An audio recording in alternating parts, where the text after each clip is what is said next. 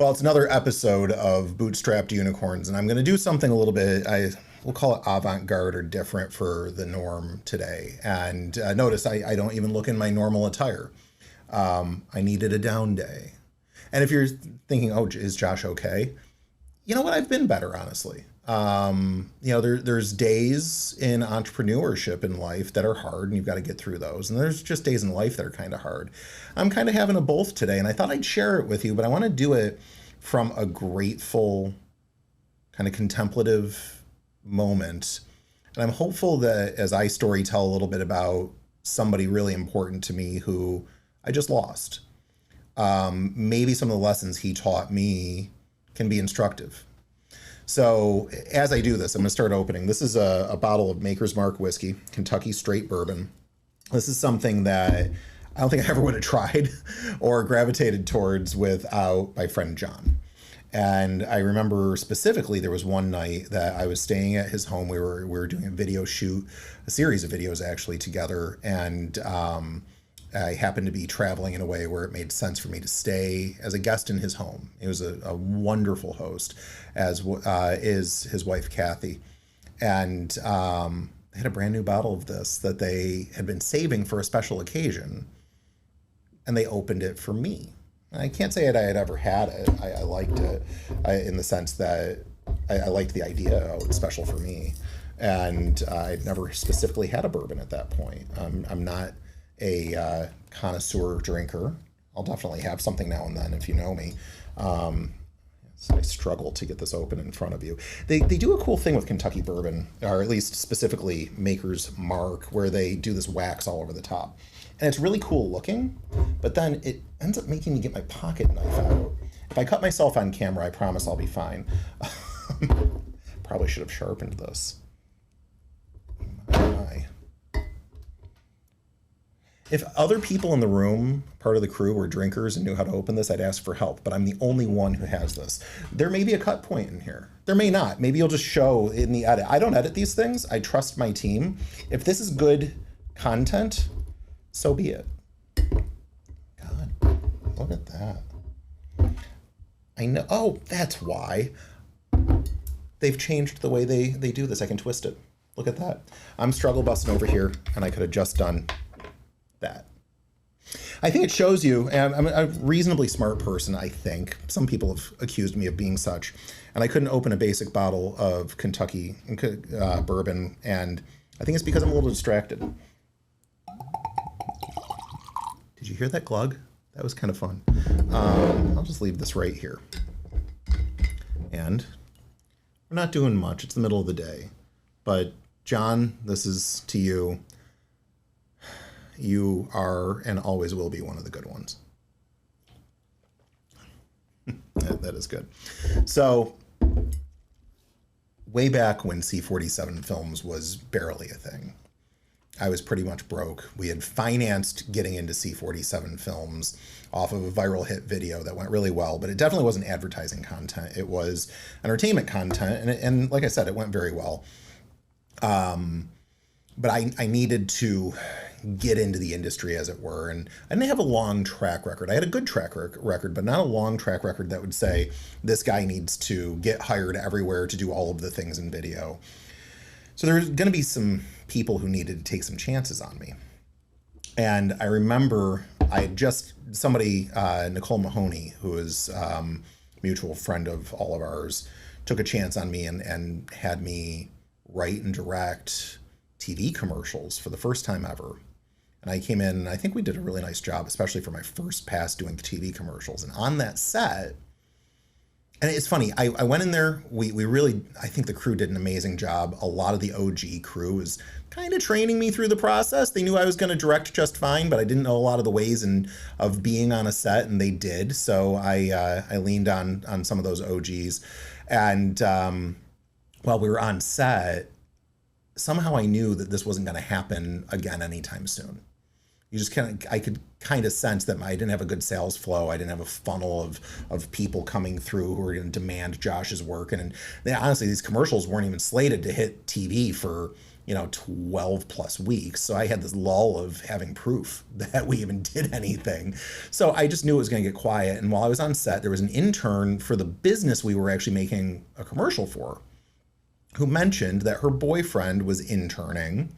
You can see how young all of us were, interning for a company in Henrietta, New York. And it was a small business, but a really good one. And he had a good boss named John. If you notice, I'm leaving his last name out of it just because he and his wife and his family tend to be pretty private people. And if you know who I'm talking about, then you know who I'm talking about. And if you don't, just listen to the story and maybe pick up some of the benefits that he graced me with over time. Anyhow, I was given a tip, reach out to this company. So I had the guts to call and say, hey, this is how I became even aware of you. And I would like the honor of coming in and showing you what I've accomplished so far. And I'd like to work with you. And he said, yeah, I don't know. I got some really good crew. And he started name dropping all of the big names in town. I was like, oh, shoot. So he's working with the really good ones. And I can't compete with that. And he goes, but it's probably worth interviewing if you got the moxie to ask. Okay. So he has me come to Bruegger's Bagels. Now I didn't realize this is how he does his morning every morning, but there was a coffee club with Bruegger's Bagels. And so he had the unlimited cup of Joe for the year. He would pay like $300 and he could come in and have unlimited coffee. So his first 2 to 3 meetings of almost every morning were at Bruegger's Bagel on the way from his house to his office. And so I was just one of those meetings. He had me come in, I sat down, he had a bagel with way too much cream cheese. Now, if you've ever been to Bruegger's, and I don't even know if they're even open anymore, the hallmark of their very good bagels was the fact that when they did a bagel sandwich, they would put 4 ounces of cream cheese on a single bagel. I mean, it was... You had bagel with your cream cheese. You didn't have cream cheese with your bagel. And so he's there like scraping off all of the extra. He was a little rough around the edges in the conversation too. I remember thinking, maybe this girl oversold this guy's business a little bit. But I knew he worked with all those big names. I thought, okay, that's something. And he said something that this is kind of like lesson number 1. The very first thing he told me was, kid, I do 100% of my work with Billy Lang. Billy, if you're watching this, John always thought the world of you. And he goes, Billy is one of the best. And I don't think I'm going to replace him with you, kid. But I'm a little bit foolish in giving him 100% of my work because if something happens, I need to have a backup. Are you willing to be a backup? I said, I'm willing to be a second string coach. And so he brought me on for one project, Bishop Sheen Senior Housing. I'll never forget it. So Bishop Sheen is a small nonprofit that nobody's ever heard of that takes in donations.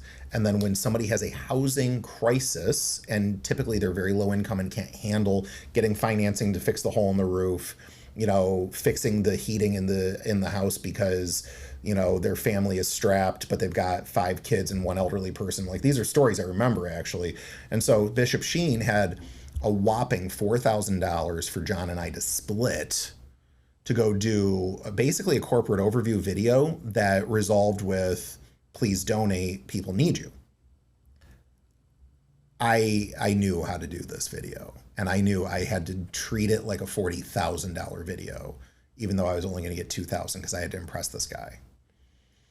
And John was with me every step of the way in that project. He is a great writer, as I would come to find out very quickly.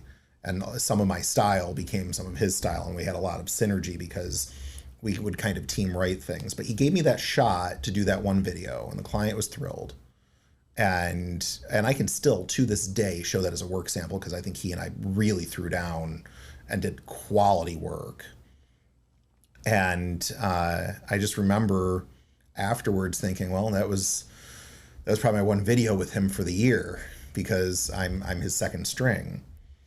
And I think it was a couple weeks later, he called me, he goes, I wonder if I got the ratio backwards. I was like, what? He goes, you're my 10% guy, but I wonder if other people are my 10% people and you're my 90%. I said, why is that? And he goes, you stuck with me more than anybody else. I think, if you're willing to commit that level of of effort to every project, I think we could work together for a very long time. So he made me promise that I would commit that level of effort to every project. And I always have, and I will continue with his business that will go on without him. We'll continue to give that level of effort. But I just remember he gave me a chance. My work samples hadn't even made it to the air yet. I played them on a computer. He thought they were pretty good. But he gave me a chance to be second string, and then it really broke me out into being able to build a business that is C47 Films now. And there's a lot of people who have given me these small chances, and sometimes they turn into big chances. And with John, you know, he gives me this chance, and I think I was young, and I think he saw a little bit of himself in me. And I think he was giving me a chance, not because he actually was going to do that kind of mutual fund concept of, here's, you know, I got to spread the risk in case Billy and his team ever are unavailable, which actually ended up being happening. They ended up getting so successful with so many other things, they did become unavailable. And so it so happened that his planning to have a backup me ended up being really wise. And now you would be right to wonder, did he ever have a backup for me? And it's interesting that at one point he pointed out to me that he doesn't need a backup for me because the way we grew our business was that we have employees and many freelancers and a willingness to co-participate in projects in a way where it's not just my team and we go as a pack. And if we can't have that pack on every project, it doesn't work. We're willing to pull together the right teams for the right projects. And it felt safer because, and actually it ended up working out years later. I was caught in a hurricane. I couldn't even go back for a shoot back to Rochester, New York, where he is. And my team wasn't all here with me in Florida. And we got to spread that out and protect him. And so he was very much about mitigating risk when it came to having available talent, but we end up finding a way to mitigate that risk and participate the entire time. And it opened the door for John and I to be very, very long-term friends. Over the last 5 weeks, I hadn't heard from him, actually, which is very weird. We talk probably 2 to 3 times a month. And I hope you have those friends where like you can go silent for a little bit, and the moment you talk to them again, it's like there was no time gap. You might have to catch them up on some happenings, but there was no distance, even though there was some time distance. And that's the way he and I have always been. And I hadn't heard from him in a while, and come to find out, I had to track him down a little bit, and he was in the hospital and not doing well. And, but we grew a friendship over time where that gap didn't really matter, and any absence wasn't really a thing. And I guess that's a digression, so I'm going to pause. I'm going to sip. We're going to go back to it. You know, so he ended up being a bit of a mentor. And, you know, my business, I'd been in business for myself before, but if you've been following my story at all, there were a lot of operational issues and financial issues in my previous business that when they weren't great. And coming into this business, everything was very much bootstrapped. There was no financing. Everything was paid in cash, or at least on a debit card, so it was representative of cash. We had no credit lines. We had no credit cards. We were operating almost, if you've read Moskowitz's Profit First, which is not a wrong way of operating, you know, basically it's the old envelope model. And my mom even used to do this. And John used to tell stories of his parents and how they would do it as well, where you had your grocery envelope and you put your cash in your grocery envelope, and you have your taxes envelope and you put your taxes in your taxes envelope. And literally you have cash in envelopes somewhere safe in your home, and you keep things separate. And if you were to take from your taxes, you knew you were taking from your taxes. There was no general fund where you could accidentally get the math wrong. Things were separated. And he commended me for having the discipline to do that. But he said, what if you get into a really big project and a client, you know, accidentally or deliberately isn't paying you fast? I said, oh, I don't know, I'd be in a lot of trouble. And he kind of barked at me for not having a backup plan for that. And when you know, within 6 months, it's exactly what happened. We were working with Kodak, and not to throw Kodak too far under the bus, but, you know, billing practices being what they are at Kodak, you know, you get paid net 90 on any invoice. And so if you get half down and half on completion, which is pretty common in my industry, you would get half down after 90 days of processing. Well, you're already done with the project. So now you're getting paid after you finished your first half, and then you do your final invoice. And after processing, which might take 5 or 10 days, depending on how fast your contact at Kodak is, you got another 90 days to wait. So that's a mess and a half right there if you aren't well heeled with your own finances. They were cool to work with. I loved their marketing department, but I got in trouble. And John, being the person that he was, did two things for me in that moment. And I hope this is instructive on a number of layers for you. One, I was an important vendor for him. Not just a friend, but I was an important vendor. So he needed me to stay whole. We happened to have a project coming up, and he was cash rich at that moment. So he paid the entire project up front. And so this is coming up on Christmas time. I can't buy Christmas gifts for my kids. We're in trouble. Christmas dinner might be light. We're in trouble. Cash on paper, we looked great, but we didn't have it in hand, and that's a problem.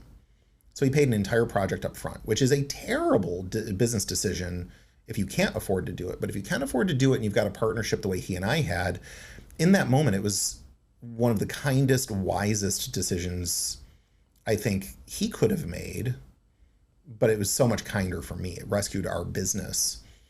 And he made me make him a promise. And I though he phrased it as if it was for him, for his benefit, he was teaching me and guiding me towards doing the right thing for my business, which was I had to promise that we would go and get a business line of credit and a business credit card, both of them with as high limits as we could possibly negotiate, so that if we ever took on a Kodak again, in the middle of also managing his work, that Kodak's behavior, I was going to call it bad behavior, but it is what it is. I had my eyes open. They wouldn't affect his business. He was coaching me into having a business that had longevity and health. I've never missed payroll once in my entire existence, and he can boast the same, by the way. And there's businesses that have, but we also haven't had the cash flow for payroll before. What do? You put it on a card. I could not have grown.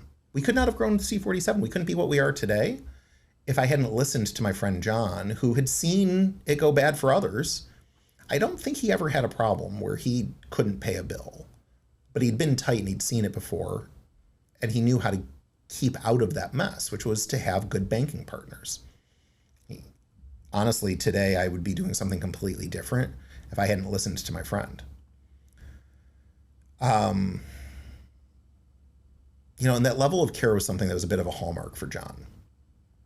He knew how to treat a crew. We would stay at Airbnbs a lot, which was actually a lot of fun. Occasionally we'd have to be in hotels when we would go on the road and do shoots. And the hotels were what they were. But John loved the New York Times actually, I think he loved the whole New York Times, but their cooking section.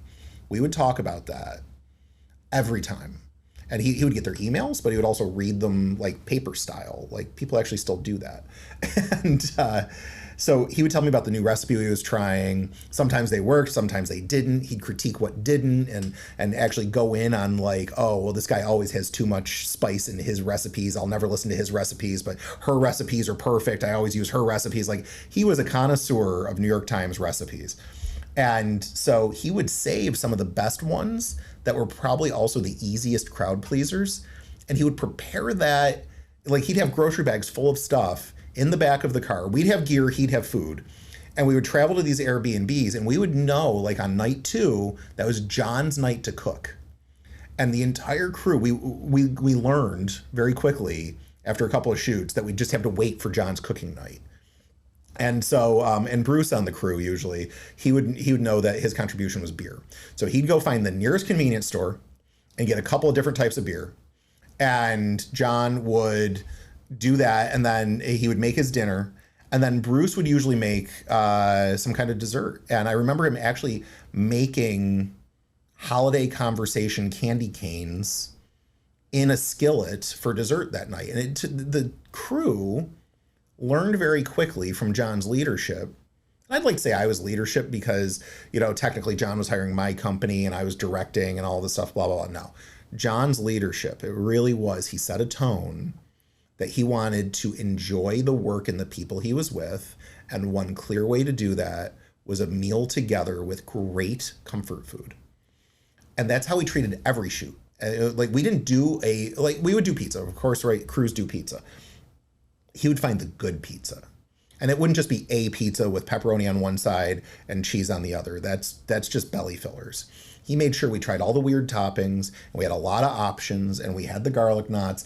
And it was frequently a little too much. We'd be a little full after that, and it would be a little slow to get back into filming the next hour or two because we were all kind of rolling ourselves out the door. But we felt like he cared about us because he did. And from a productivity standpoint, you might go, oh, that just slowed everybody down. But we felt important enough. And I say we because in many ways, I felt like part of his crew. He was, so to give you a picture of structure here, he owns an ad agency, which I haven't even bothered saying that yet, but he owns an ad agency that brings in great work from clients. And then they might do the website, they might do the corporate report, the annual report, they might do PR work and never need our services, or they might do video.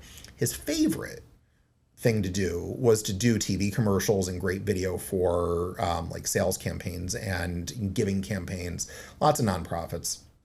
And he was really, really good at coming up with the why behind, and not just like, oh, we need ROI, but the audience, their why, making them feel it. Like we could together, we could make them feel it. And so I was always proud to be on his projects because there was purpose behind every one of the projects. But in the sense that, he's hiring my company, there's a lot of companies where it's like, oh, my crew over here will be a vendor for this business. And there's a separation. There was no separation with John, that we ran together and we became all of us a team. And it worked really well because we didn't see boundaries. And actually, it was funny. I remember the first time that, and I'll name drop Bruce again. Bruce, hopefully you're watching this. I'll make sure you're tagged. He spoke up on set with an idea that was a director's idea. Brilliant grip gaff. He does all of it. Special effects, visual effects, like one of the smartest people I know. Why couldn't he have a directorial idea? Of course he could.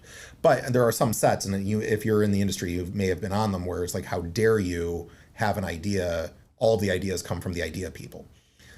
Again, that was not how John rolled. Now, he didn't want you to interrupt something if it was a bad timing issue. You did need to know basically the ways of being on set, but that's about understanding how the room works and some politeness. But there was no like, how dare you have an idea? It was, how dare you not share an idea? If you've got something that can up-level the moment, please, in the right moment, speak up. Because none of the project was about ego. All of it was about great people that trusted each other, creating something that was greater than any individual person. And again, that's a John Tone thing. He believed in people. And I've actually picked up that phrase that I picked up from John years ago because he believed in people. And I've started saying, I'm a fan of people. I'm a fan of humans. Largely it's because he is a fan of humans. He really believed in people. And also that, truth be told, he would get disappointed in people a lot, because he believed in people enough that when humanity was letting all of us down, that bothered him because he believed. And we're political opposites, actually. It's funny how, he would vote blue and I would vote red. He would think one way, I would think the other.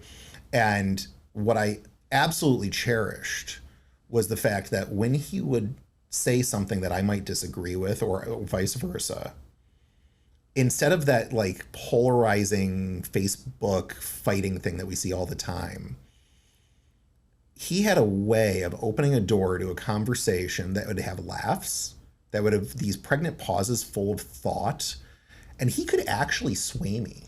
Like, I'm willing to change my mind if I'm wrong, or I'm willing to see a new angle I've never seen before. He could do that. Actually, he did that to me more times than I probably would like to admit. And so there was a certain something about this calm demeanor that was so well thought out and so freaking well read that it added to a certain je ne sais quoi about him that allowed me to be a better person yet again. Now, I'm describing somebody as a fan because I was such a friend who benefited so much. He was clearly a mentor to me. And one of the things that I'd like to challenge you about is, if you don't have somebody you can speak this fondly of, I think you owe it to yourself to go find somebody like that. And how do you find somebody like that? Find somebody who's better at life than you, better at work than you, and ask to do something with them. It doesn't guarantee that you'll necessarily strike up that amazing relationship that I ended up having with my friend John. But there's more of a chance that you'll have that opportunity. And especially if that person's older than you, or maybe let's just say more seasoned than you in a way where they're willing to, if not looking for the opportunity to help somebody grow into their abilities. One thing I can say for certain, John saw something in me that was worth investing in. I don't think he made a fortune off of our work together. He made money and they actually grew a great business, but it's not like I was the secret sauce. He wasn't investing in the golden goose laying the golden eggs. He was investing in somebody because I think he thought I was worth it. And so you as an entrepreneur, you need a John. You need somebody who will invest in you because you are worth it, whether there's a direct return on investment. I sent a message to his sons yesterday. I kind of hope you guys end up seeing this. I'm not going to send it to you specifically, but I hope this, because this is a hard time and I get it. But I was telling them that John's crowning achievement wasn't his business. I spent a ton of time with him in business, but we talked a lot about life. And his crowning achievement wasn't growing his business. It wasn't the awards we won on our projects, which we did. It wasn't the amazing writing and he was such a phenomenal writer. It wasn't that. It was his sons. And knowing that what he and his wife invested in their sons, and take that word investment in all of the right ways, parents invest in their children, will leave a mark on our world that is profound. They're good men with amazing talents. And their journeys have been pretty wild to watch, frankly. I mean, I've known John long enough to know back when both boys were in high school. And to be, black belts in karate, concert pianists, champion fencers, champion swimmers, the talk of Olympics in their future, which didn't end up happening, and there was zero disappointment. There was only cheering them forward, knowing that that level of achievement becomes yet another feather in the cap as they're growing in their career paths, because sports accomplishment and dedication is proof of moxie. It's proof that you can stick to something and be world class. And the belief in our society, and I think rightfully so, is that athletes who are committed to being athletic on that level, who also can exhibit a certain mental prowess outside of their sport, are absolutely a sure bet when it comes to being top employees and the world changers that they could be. And so John's crowning achievement in his life are his boys. And that too was instructive. When I grew up, people used to call me the 40-year-old midget. And I would walk into a room as 4, 5, 6-year-old, and I'd start talking to all the adults as if we were peers. And we would talk about the Wall Street Journal when I was a kid. I mean, I was that weird kid.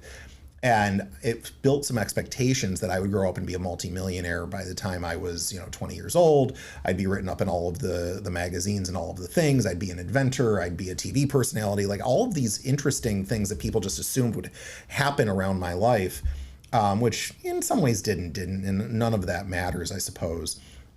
But that all was kind of put on me as something that would happen. And I think that was a really kind of undue and ridiculous pressure for me, none of which John was putting on his kids. I don't think they ever felt that. And I don't know his boys like I wish I did.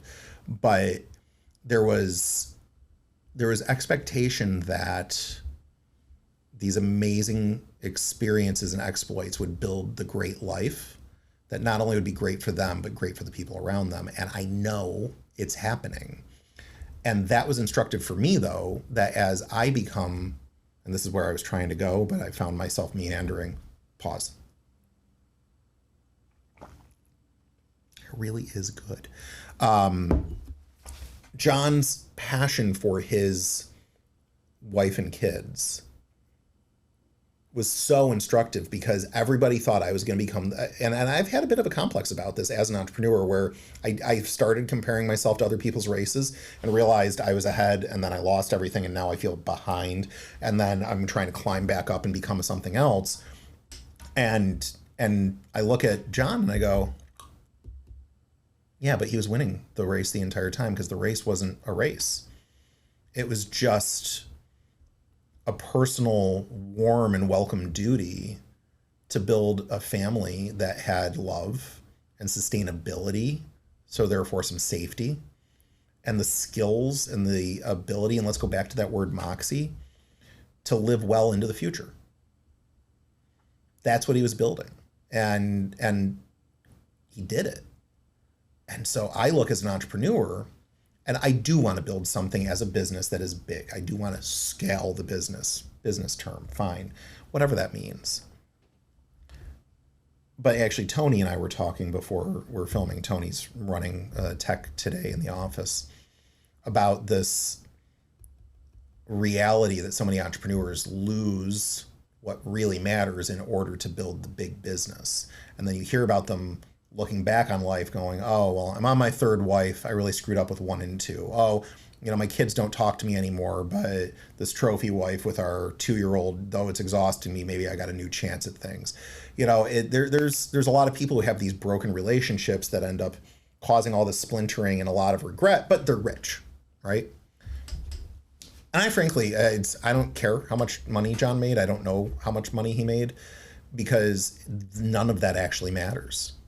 What he made in life was a life. And it reminds me of how good I have it and how much I need to strive for more of that. His example was wonderful. So if you entrepreneur feel like you're kind of in that rat race to go build and scale, I'm not saying you're wrong to do that. But I think you need to look at, being 65, 70, 75 years old in your mind's eye and going, what at that point in my life actually matters? Because if you can't believe that you'll have that, you need to change how you're envisioning your today so you can have that for tomorrow. I'm completely blessed. I think I've tripped into some of this, and I think some of it's been deliberate in the sense that I have an amazing relationship with my wife and kids that I think is only continuing to grow.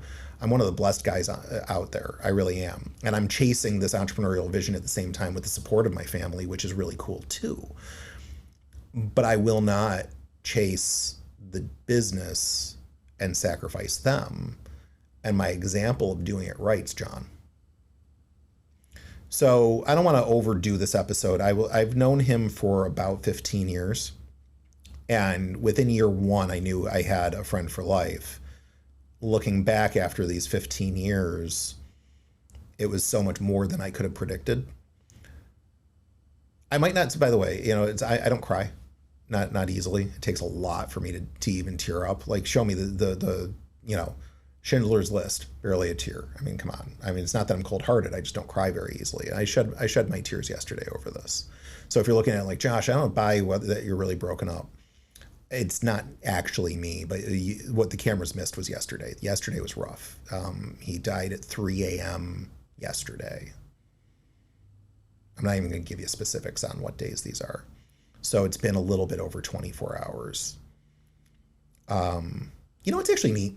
For the last 3 to 4 years, he's been mentoring an employee who's probably going to take over and buy the business. I hope she does. She's got all the potential to do it. And in the same way he took me under his wing in a lot of entrepreneurial ways, he's done the same for her. So his business is going to probably live on. I believe it will. I think it's actually going to thrive. That's probably a conversation for another time. But this mattered to me. And if you made it this far in this video, I think some of it, because it's been meandering, is you doing me a kindness. But I hope you pause and are slightly, if not very fully contemplative today about your journey. Entrepreneurs have had a hustle culture thing that in many ways you do have to put all the sweat equity in order to be able to accomplish things. But there's been an imbalance in our perception of how to grow a business for a long time. And John's example for me has helped me find some balance. And I hope you find your balance. I hope you find your mentor. I really mean it. Go find somebody that you wish you could work with. And even if it takes discounting your services, maybe even down to zero in order to get around that person, I think it's quite worth it. Don't harm yourself. Don't work for zero forever. But the right people to be the voice of clarity in your world is just rare. I have a couple of mentors in my life, couple, maybe 5 in the history of Josh. He's one of them. And you need one too. So again, I'm Josh Pies. This has been the Bootstrapped Unicorns, an episode I did not expect to ever do, but here we are. And I'm grateful for your attention. The next episode coming up, as I always say, I don't know which episode it is. It's going to be somebody who's got a story to tell. It's going to be somebody who can teach me something and teach you something. It'll be interesting because they're interesting. It'll be great because you're an entrepreneur or entrepreneurial minded, or you know somebody who you love and care for that is entrepreneurial. And the story from this next person, we got some really good ones lined up, actually. We have some really good ones lined up. There's going to be something for you in there. And so I hope you stick around. I'm Josh Pies, and this one's for John.